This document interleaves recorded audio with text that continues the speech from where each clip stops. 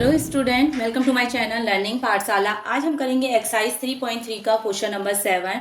इससे previous video में मैंने आपको क्वेश्चन नंबर 1 to 6 कंप्लीट करा दिया है, तो जिसने वो वीडियो नहीं देखी है पहले उस वीडियो को देखेंगे, इनकी प्रॉपर्टीज सीखेंगे, देन उसके बाद आप क्वेश्चन नंबर 7 करेंगे। देखिए क्वेश्चन नंबर 7 है द एडजेसेंट फिगर हो is a parallelogram, find the angle measure X Y Z, state the properties you use to find them. मतलब आपको ये पैरेललोग्राम दिया गया है हो, जिसमें आपको एक्स वाई जेड की वैल्यू फाइंड करनी है एंड आप जो भी प्रॉपर्टीज यूज करेंगे आपको बतानी है कि आपने कौन सी प्रॉपर्टीज यहाँ पे लगाई हुई है। तो चलिए स्टार्ट करते हैं। ये देखिए ई एच पी लिखिए यहाँ पर angle E H P is equal to O P H, angle O P H. तो देखिए ई एच पी कितना है आपके पास 40 डिग्री है और ओ पी एच कितना है y, तो y की वैल्यू कितनी आ गई 40। कैसे? क्योंकि ये दोनों एंगल ये देखेंगे आप ई पी एच ओ क्या बनना है जेड बनना है, इसका मतलब ये जो 40 डिग्री ये किसके बराबर है y के बराबर है, ये है आपके alternate angle. Clear?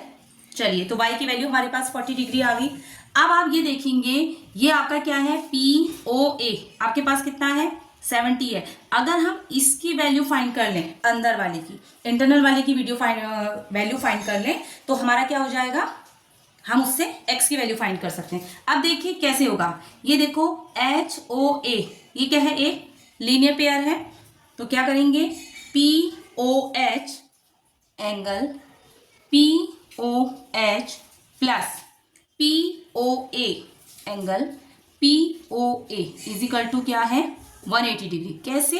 Linear pair, linear pair. समझे आप लोग कैसे करेंगे?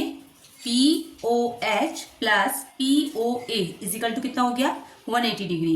ठीक है, तो पी ओ एच क्या है फाइंड करना है, पी ओ एच आपको फाइंड करना है।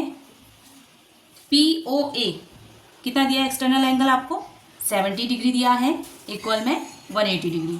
तो यहाँ से एंगल पी ओ एच कितना निकल के आ जाएगा बेटा आप लोगों का 180 डिग्री में से अगर आप 70 माइनस करते हैं तो आपका आंसर कितना आ जाता है 110 डिग्री। तो पी ओ एच की वैल्यू कितनी आ गई आपके पास, angle P O H is equal to कितना आ गया, P O H is equal to 110 degree. ये वैल्यू आपके पास आ गई, ये आ गई।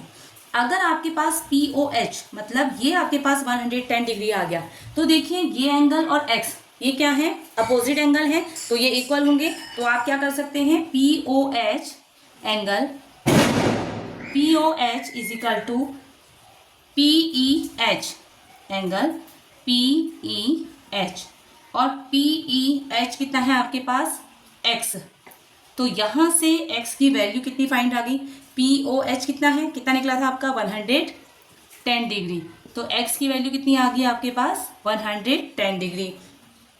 अब देखिए x की वैल्यू आपके पास है, y की वैल्यू आपके पास है, अब किसकी वैल्यू फाइंड करनी है z की वैल्यू फाइंड करनी है।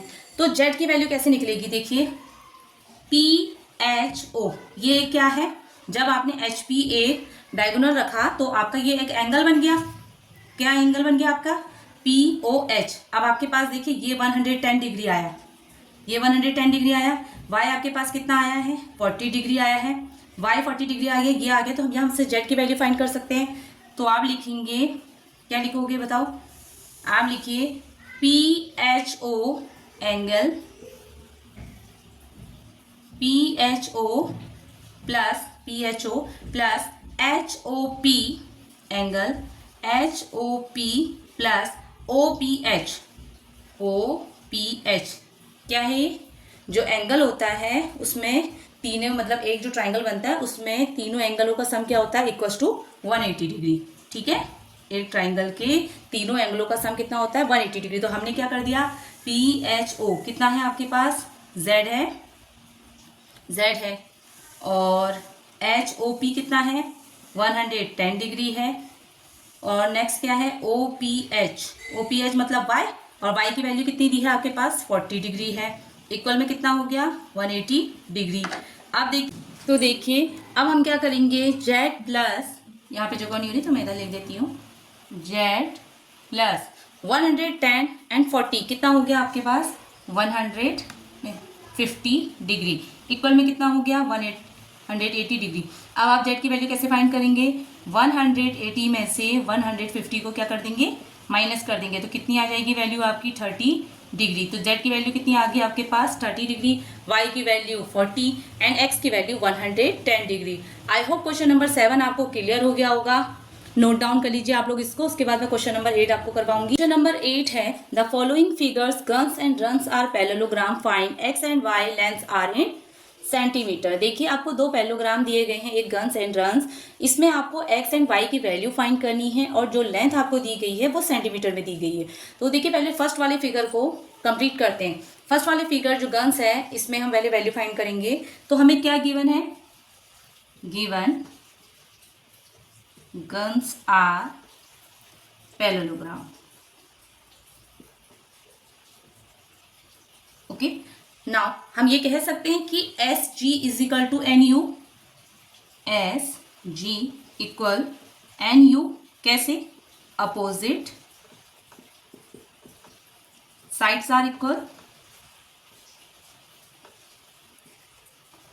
तो एस जी कितना है आपके पास 3x, एन यू कितना है 18 सेंटीमीटर। तो यहाँ से x की वैल्यू कितनी आ जाएगी आपकी 3 6 18, मतलब x की वैल्यू कितनी आ गई आपके पास 6 सेंटीमीटर। ठीक, अब हमें सेम ऐसी किसकी वैल्यू निकालनी है y की। तो जैसे अभी हमने इन दो साइड्स को लिया, अभी हम इन साइड्स को लेंगे। तो G U is equal to कितना हो जाएगा आपका, G U is equal to S N, S N. तो जी यू कितना है आपके पास 3y माइनस 1 और एस एन कितना है 26 सेंटीमीटर।